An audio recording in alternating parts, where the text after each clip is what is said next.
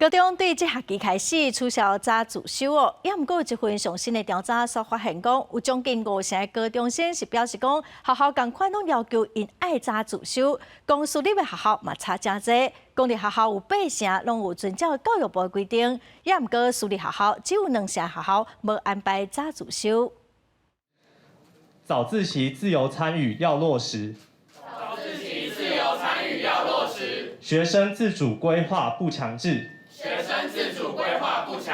教育部规定，111学年开始，高中的早自习时间交予学生家己规划，学校无应该强迫学生伫第一节课进前来学校。不过，根据台湾青年民主协会的调查，台湾有真侪学校无落实新制度。对，那公立学校其实都做得还蛮好，也是蛮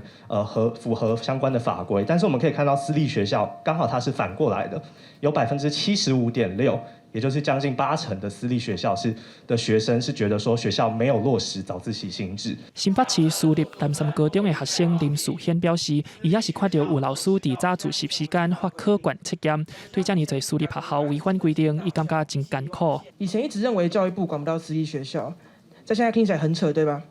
但你没听错，我跟我的同学们以前都是这么认为的。 青民协甲学生甲调查报告送予教育部，呼吁教育部应该爱确实检核学校落实新制度的情形，嘛爱提出对私立学校有效的监督方法。针对私立学校未落实的部分，我们会经由私立学校法或者是一些奖补助款的一个考核的一个方式，去做一个落实督导的一个机制。不过有无愿意徛名的私立高中教务主任无奈表示，因要落实这个新制度的时，真侪家长是真反对，惊囡仔失去竞争力，学校只好继续提供早自习的规划，予家长甲学生选择。